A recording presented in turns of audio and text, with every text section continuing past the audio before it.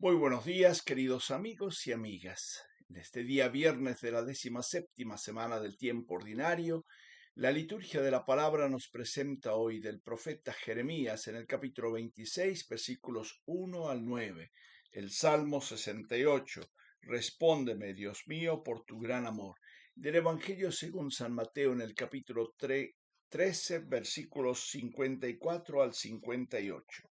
Nos dice el profeta Jeremías: al comienzo del reinado de Joaquín, hijo de Josías, rey de Judá, el Señor me dirigió esta palabra. Así dice el Señor: párate en el atrio del templo del Señor y proclama sin omitir nada todo lo que yo te mando decir a los que vienen de las ciudades de Judá para dar culto en el templo. Tal vez te hagan caso y se conviertan de su mala conducta. Si lo hacen, yo me arrepentiré del mal que pensaba hacerles para castigar sus malas acciones. Les dirás: así dice el Señor, si no me obedecen, si no cumplen la ley que les he dado, si no escuchan las palabras de mis siervos los profetas, a quienes yo les envío sin cesar, y ustedes no hacen caso, trataré a este templo como el santuario de Silo, y todas las naciones citarán el nombre de esta ciudad en sus maldiciones. Los sacerdotes, los profetas y todo el pueblo oyeron a Jeremías pronunciar estas palabras en el templo del Señor. Y cuando Jeremías acabó de decir lo que el Señor le había mandado decir a todo el pueblo, lo apresaron los sacerdotes, los profetas y todo el pueblo diciendo: morirás por eso. ¿Por qué profetizas en nombre del Señor diciendo que este templo correrá la suerte del santuario de Silo y que esta ciudad será destruida y despoblada?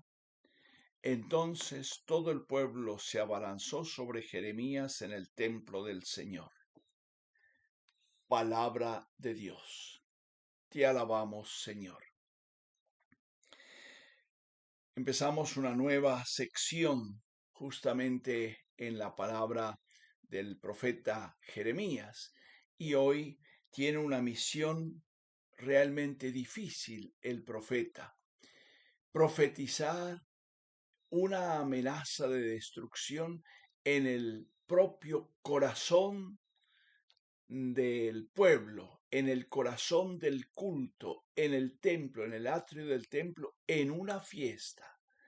No en cualquier día, sino en una fiesta donde todo el pueblo venía al templo de Jerusalén para dar culto al Señor.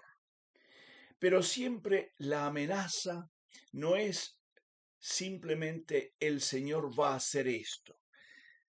Escuchemos con atención esta parte. Dice: si no me obedecen, si no cumplen la ley que les he dado, si no escuchan las palabras de mis siervos los profetas. Hay un condicional muy importante: obedecer, escuchar y obrar en consecuencia. Eso es justamente la condición. Si yo no escucho, si yo no obedezco, si yo no actúo correctamente, ciertamente ya me salí de toda perspectiva de un proyecto realmente de bien y de vida que Dios quiere para su pueblo. Y Silo es la imagen justamente que tiene en el recuerdo por la tradición del pueblo, cuando creía que el simple hecho del arca de la alianza los salvaría cuando los filisteos vinieron a atacarlos. Sin embargo, se llevaron el arca, destruyeron el templo y no pasó nada.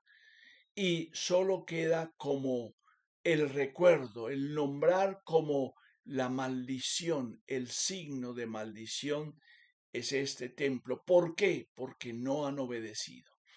Pero es difícil que se escuche. Es difícil cuando estás acomodado pensar que se está obrando mal, incorrectamente. Pensemos nuestras realidades hoy en día, cuando el mal, cuando la corrupción, cuando la mentira se quiere hacer ver como la verdad.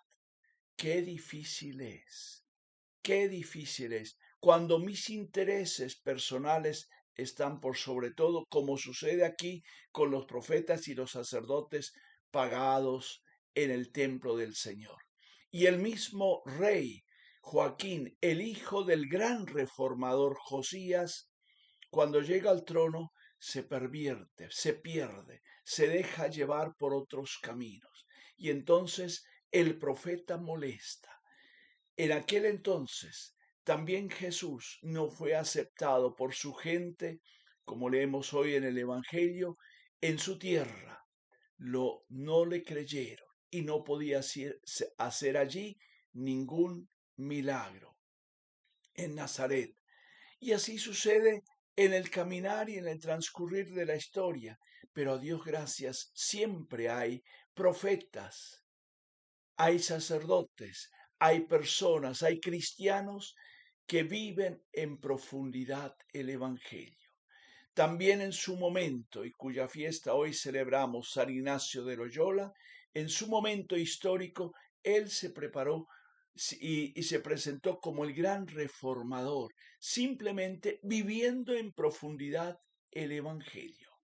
Y desde esa realidad va creando un camino que es válido hasta hoy, los ejercicios espirituales.